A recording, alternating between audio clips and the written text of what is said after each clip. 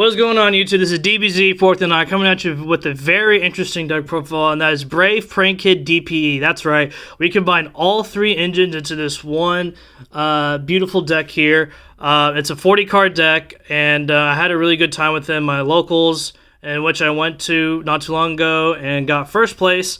Real quickly with my my matchups. So the first one I played against Swordsoul, the second one I played against Drytron, third round I played against a Karakuri Halky Fiberax Turbo, which was kind of interesting, and finally we played Sky Striker, so we pretty much played against the meta, and yeah, I went 4-0. This is a really fun deck, and yeah, without any further ado, let's get on with the deck profile.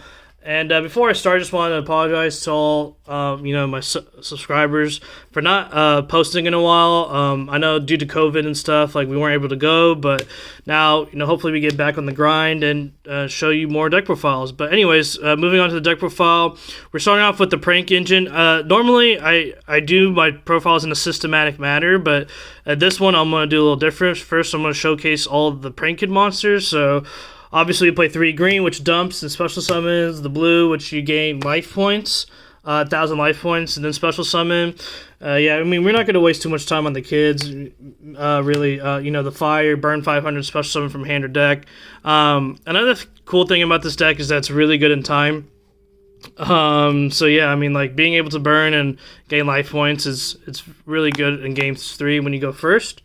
Next, we play double Prank-Kids Rocksies. Banish a card and draw a card. You just gotta remember you can't activate its effect under Droll and Lockbird, so Droll can kind of hurt you, but yeah. Anyways, and then for more of the Prank-Kids cards, we play 3 place. Really good for chain blocking, especially going second, being able to search any Prank-Kid monster you need. Pretty good.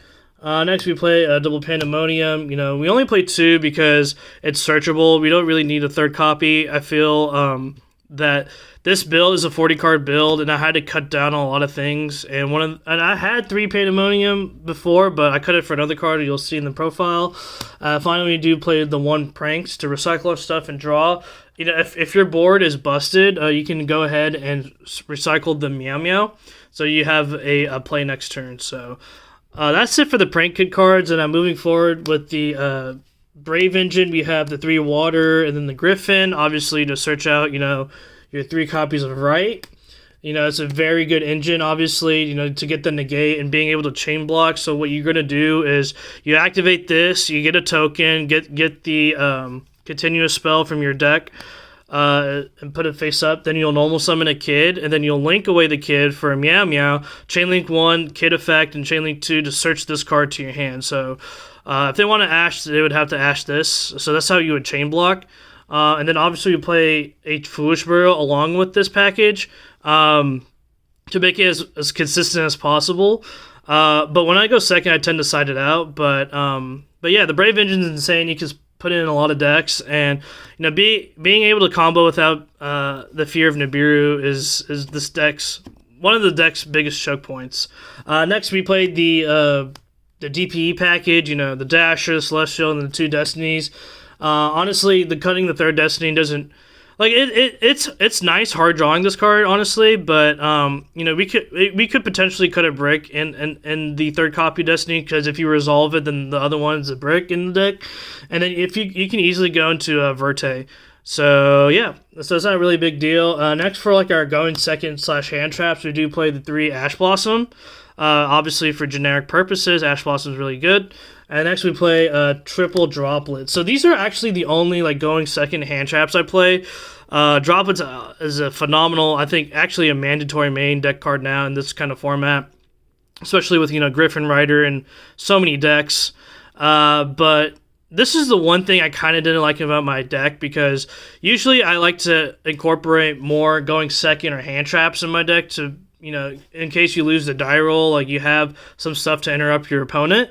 But I felt that the Brave engine itself was actually a really good going second engine, because you can, bait, bounce stuff, and it's a 4,000 body attack, with the token and the Gryphon, so that's actually pretty powerful. But we also have a side deck, right? So that's why I compensated for all the hand traps for the DP engine, which can also go second. And for the 1-ofs, finally, we played the 1 instant fusion, 1 Thunder Dragon fusion, which was a Pandemonium, but I decided to play the Thunder Dragon fusion and the 1 Call by the Grave. There's so many combos with this deck, it's insane. But the deck is really fun. You can do a lot with it. Like, if you open nice, like, you can have Toad, Butler, Indestructible, and a DP. Like, you have your whole field filled up with a bunch of cards and a lot of cards in your hand.